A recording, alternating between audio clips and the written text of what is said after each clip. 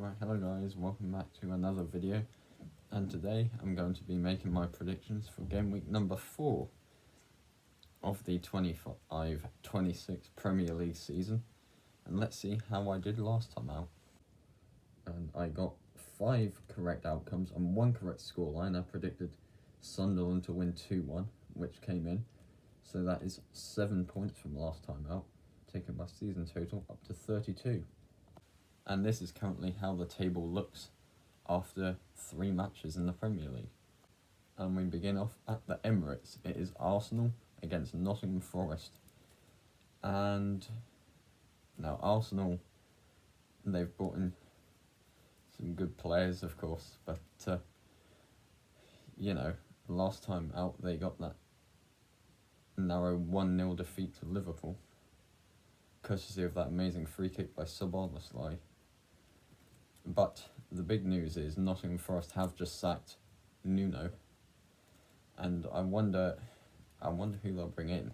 I don't know how much that will affect the team.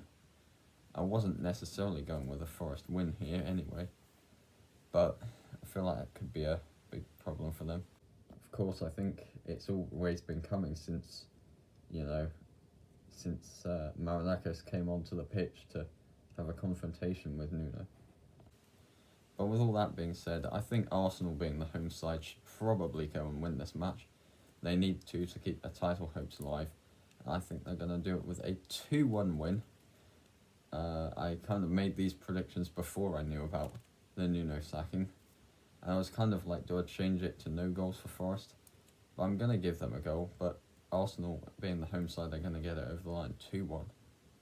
And now we move on to the South Coast for an all-South Coast derby. It's Bournemouth against Brighton. And both these sides got surprising wins last time out. Bournemouth with a narrow 1-0 win against Tottenham, and Brighton with a 2-1 victory against Man City. That was at home. Really, I don't know which way to go with this one. Both sides have been impressive this season. If I had to pick a winner here, I would probably pick Brighton. But Bournemouth have been impressive, and they're the home side. With it being at the Vitality Stadium, I'm going to sit on the fence with a 1-1 draw. I think both sides will be happy with a point here to keep pushing on to at least top half of the table. So a draw is where I'm going on this one. Next up, we've got Newcastle United against bottom of the table Wolves. And now, Wolves, they've been bottom of the table, but they have been in games. Other than that, 4-0 thrashing by Man City. But, Newcastle, they've lost Isak, but they brought in Wissa, and I think he could be a strong asset for them. I think the Newcastle squad, is just much better. And with them being at the home side, I feel like they're going to get this job done. I'm not sure about how the fans will be reacting to Isak, but Isak leaving. But I do think Newcastle are just too strong for Wolves at the minute, as indeed I think are most sides. And I did have Wolves going down in my updated Premier League predictions, and I'm going to stick with it. I'm going to give them a goal, but Newcastle are going to win it 3-1. 3-1 Newcastle is where I'm going on this one. Next up, we've got Everton against Aston Villa. And Villa are so far the only side in the whole division not to score a goal. They're yet to score a goal this season. I just don't know if they're going to go to the Hill Dickinson and score a goal. I was tempted to give them one. But Everton, Jack Grealish, he's on fire at the minute in terms of assists. Keenan Shrewsbury Hall, I'm excited to see how their new signing Merlin Roll can do with them. And I think with Everton are going to want to make their new stadium feel more like home. And I think they're going to do it here with a win and a clean sheet. I'm going 2-0 Everton. I think Everton just look too strong at the minute. And I have a weird feeling they might actually make top half this season. So 2-0 is where I'm going on this one. I think I just don't know where Aston Villa are going to get the goal from. I mean, they brought in like Jadon Sancho, Victor Lindelof, and of course Harvey Elliott on loan from Liverpool is a good signing, but I just don't know if, I don't know if they're going to gel straight away. Next up, we've got Crystal Palace against Sunderland. And, Sunderland got that 2-1 victory last time out. Crystal Palace beat Aston Villa 3-0 last time out. And, they're both looking strong. And with Palace being the home side, I do fancy them more. And I do tend to fancy Sunderland more at the Stadium of Light. But I just don't know. I don't know about this one. I, for some reason, can see a draw written all over this match. And I think I'm going to sit on the fence with a 1-1 draw. I could see both sides scoring a goal, getting a point, because they're both fighting for Europe again this season, at least Palace. Of course, Palace have got Europa Conference League to fight with, but, I think they're both strong enough to get a point here, and 1-1 is where I'm going. Next up, we've got Fulham against Leeds, and Fulham, they have just brought in Kevin, who they've been signing all summer, and I feel like at Craven Cottage, Fulham will have enough to get this match over the line. I do like Leeds, and I like Leeds at Elland Road, and I kind of like Leeds' chances of staying up this season. But I just look at the two squads, and I think Fulham's looks just that bit better. I mean, on the day, Jimenez, Smith Rowe, Muniz, maybe Kevin might actually be firing in goals at Wobie. And I think Fulham will get it over the line 2-1. I can see both teams scoring. But I do fancy Fulham at home. Next up, we've got West Ham against Tottenham Hotspur. And, of course, both these sides, I have preferred Tottenham this season. But West Ham got that win, that 3-0 win against Forest before the international break. And I wonder if that's a turning point for them. And with this may sound crazy, but with this being at the London Stadium, I can see West Ham getting a result here. I do like both sides' signings they brought in over the international break and over the summer transfer window.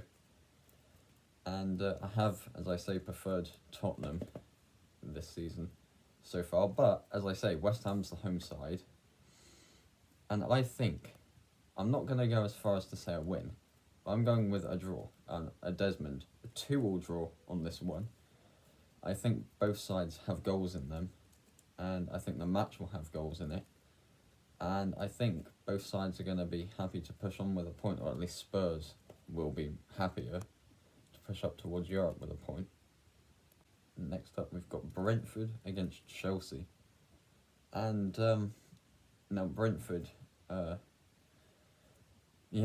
Brentford, they can score goals at home. They tend to score goals at home. Of course, they did just lose Wissa to Newcastle. They have lost both their star players from last season in the summer transfer window, but I think they've still got goals in them. And, Brentford, one thing they tend to constantly do is they tend to constantly, reinvest that money from those players in a good way. As for Chelsea, they have just brought in Alejandro Garnacho from Manchester United. And I wonder how he'll fare with them. I mean, it was kind of a similar story with Jadon Sancho. Didn't really work out, but they did, they proved once again that they're good players at a different club. I think I'm waffling here, and I think Chelsea just have enough to just get this over the line. But I think there's going to be goals in this one. I'm going 3-2 Chelsea. I'm going for the home side. I think they'll just get the maybe a last minute goal to get the game over the line. So 3-2 is where I'm going on this one, to the away side. Next up, we've got Burnley against Liverpool. And Liverpool just look strong, don't they? Hold on. Yeah, Liverpool just look strong. I mean, they've just brought in Alexander Isak from Newcastle. And then, of course, they've got Ekatike and, you know, Florian Wirtz and, of course, Mohamed Salah, Virgil van Dijk, Alexis McAllister. They're all very strong players. As for Burnley, yeah, they've got some good players. Cullen, Kyle Walker. You know, they've held on to, I think, Jaden Anthony. That's a good hold on for them. But the thing in the Championship last season is they conceded very few goals. And so far in their one home match this season, they haven't conceded a goal. But this is Liverpool. This is a completely different gravy, as well as the Premier League. And I think Liverpool can roll Burnley over. I'm going at 4-0 to the away side of Liverpool. I think Liverpool, they're top of the table for a reason. But they tend to be getting last-minute goals. They've done it in all 3 matches so far.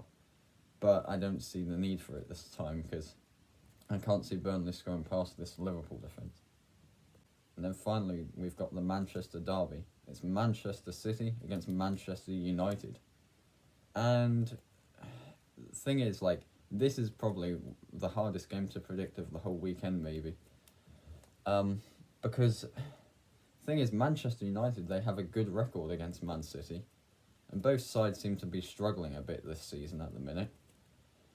But, I mean, I've sat through 2 goalless draws in the recent seasons.